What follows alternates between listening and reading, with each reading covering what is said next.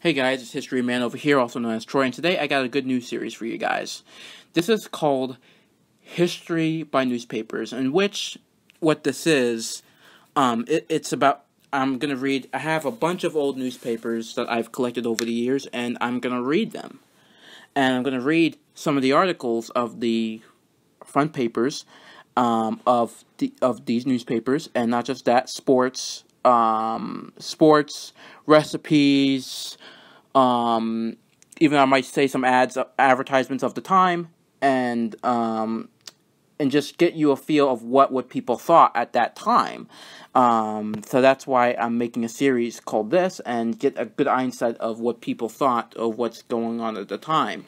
So I will read you some newspapers that I have from 1859 all the way, I think I'll stop to 1970. So from 1859, 1970, we're going to have some, we're going to read some newspapers and explore history, that happened from that time.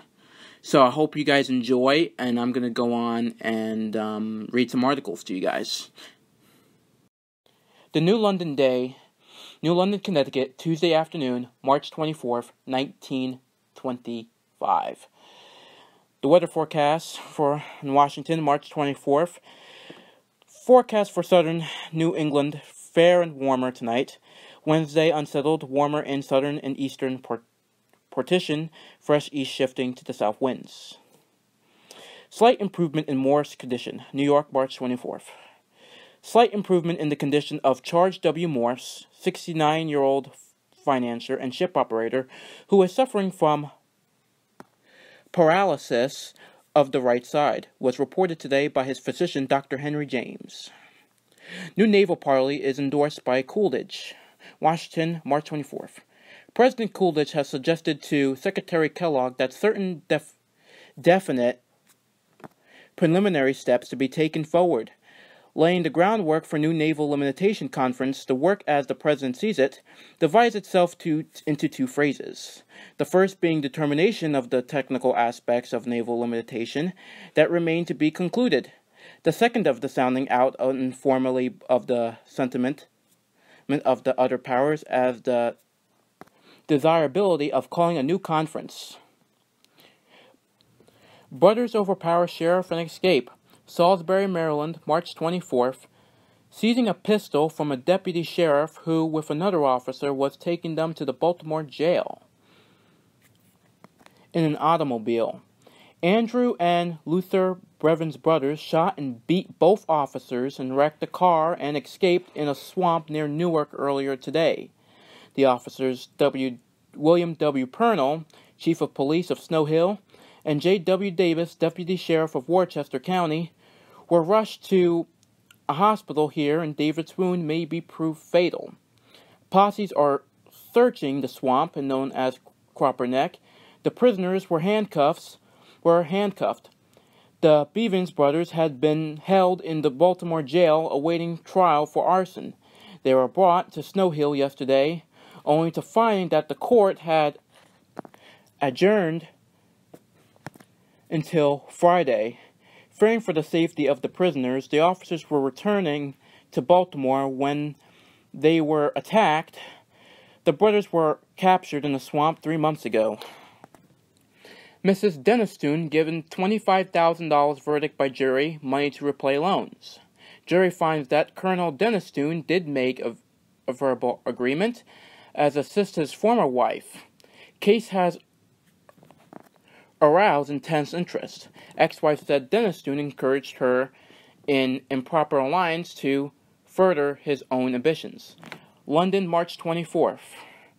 A verdict for £5,000, or nearly as $25,000, in favor of Mrs. Dorothy Muriel Denistone was rendered this afternoon by the jury in her suit against her former husband, Lieutenant Colonel Ian Onslow Denistone, for money she claimed that she had loaned him.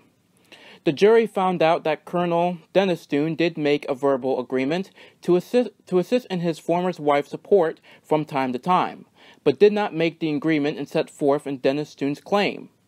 The case had aroused intense interest because Mrs. Dennistoun's allegations that the defendant, now the husband of Dowager Countess Carnarvon, encouraged her and her improper relationship with the late Sir John Cowans to further his own military ambitions.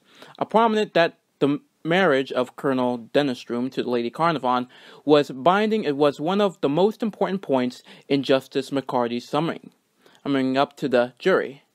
He based this on evidence which he said was clear that Colonel Dennistroom had been guilty of misconduct with an unnamed woman and had established a French domicile before the granting of the divorce to his former wife in 1921 in Paris.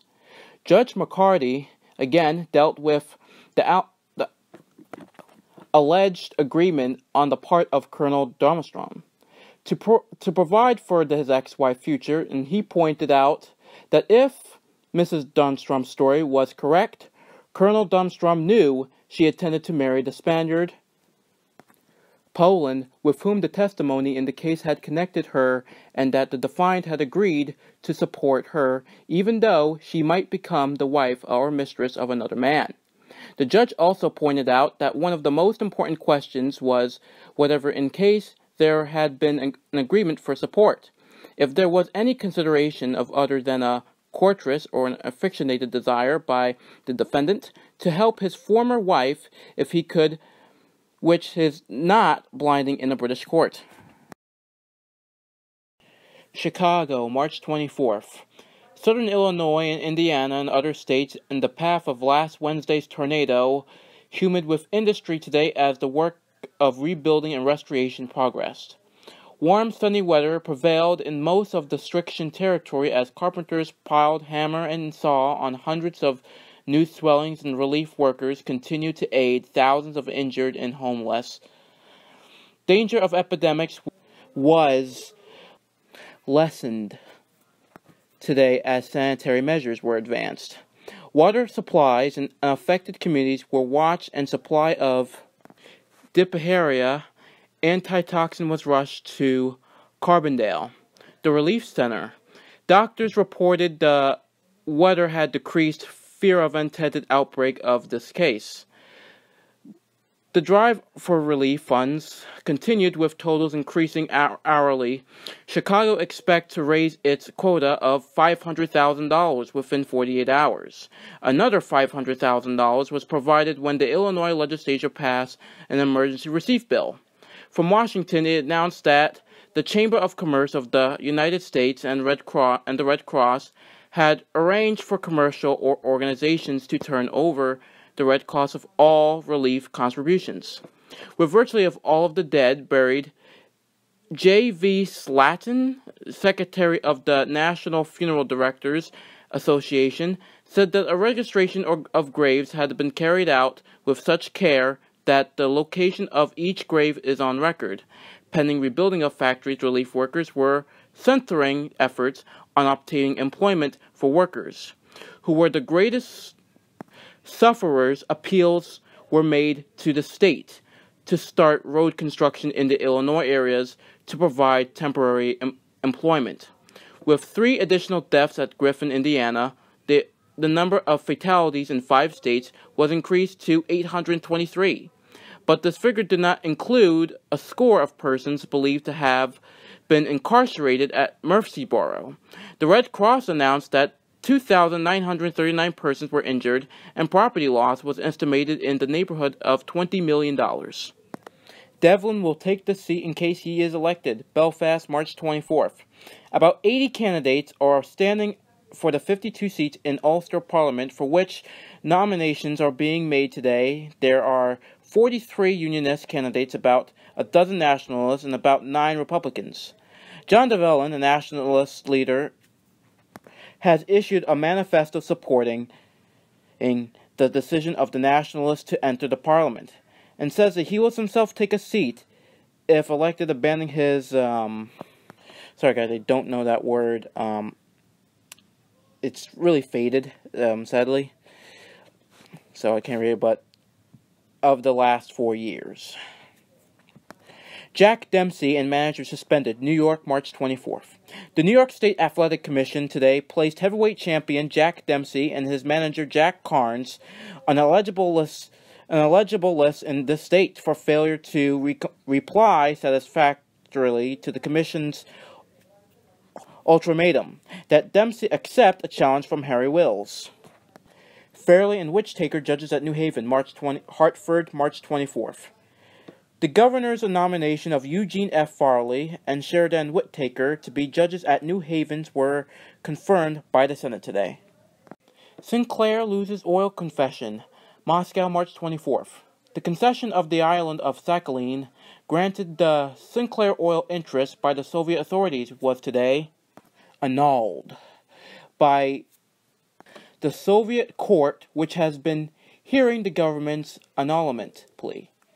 The court directed the government to return to the American company the 200,000 rubles guarantee it had deposited. Suit for the annulment of the Sinclair oil concession in the Sakhalin was started by the Soviet government last month. It claimed that the Sinclair company had failed to carry out the terms of its agreement with the government within the specified time. Believes Free State has too many public houses, Dublin, March 24th.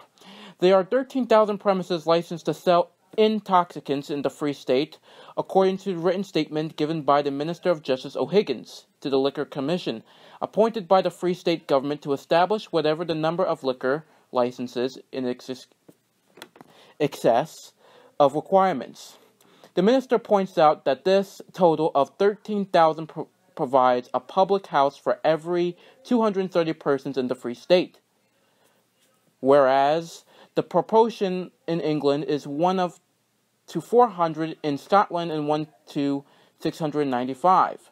Mr. O'Higgins described the figures as startling and as warranting a searching investigation into the social economic effects of such a plethora of licensed premises.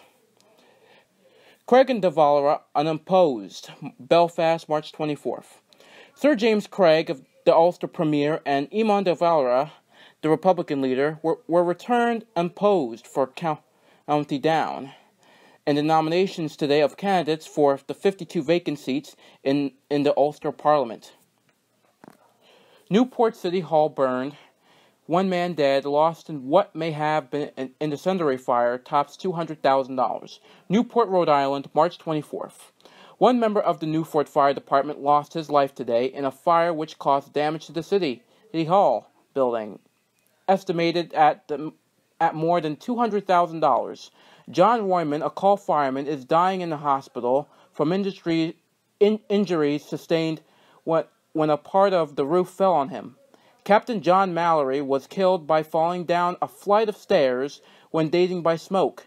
Several others were overcome or suffered minor injuries, while streams were still playing on the ruins when city authorities began an investigation of reports that the fire was of an incendiary origin. The fire was discovered shortly after 3 o'clock on the 2nd floor of the City Hall and spread rapidly. Detective Waring was first assigned as a probable cause, but members of the Board of Aldermen today recalled that before their meeting last night, an oily rag was found on a counter in one of the rooms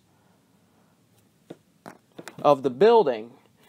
Inquiries revealed that the rag had not been left by cleaners, and at last night's City Council meeting, an appropriation of $11,000 was passed to cover the damage caused by a fire in the building a month ago. Fire apparatus from the Naval Training Station and from nearby towns was rushed to the aid of Newport Force in a vain effort to halt the flames. The roof collapsed in the entire interior of the building, and it has been consumed by 8 o'clock. Only the outer walls remaining standing in the building records were believed to be safe, but were scattered among the various city buildings, and the vaults were uninjured. The City Hall was built in 1898 and the cost of between $200,000 and $300,000. Now this is it, guys, but now this is not the whole paper. I only did half of it because I want to make sure if you guys like the video or not, and if you do, let me know in the comments, and I will make a part 2 of the other half of the paper. So I only did like a couple articles, so I didn't finish at least, part 1 of the paper. So so just let me know if you liked the video and if you enjoyed whatever I read those articles. I know my reading is not point, and I did pause and stop because there's some words I couldn't really pronounce. So I do apologize for that, but I hope you guys enjoyed it, and I think it's just another way of preserving human history, what I got, because I like to use these papers as it's a really good piece of history, and it's really good to preserving history. And not just that, I think it's kind of better than reading history off from a textbook. I think it's history that was recorded by people who were there, and I think it's awesome, and it's kind of a good source. So so just let me know how the video is, and let me know down in the comments, and you tell me how you like it and so forth. So I will read, and if you do, I will read the other half, and I'll make a part 2 of it. So, alright guys, take care.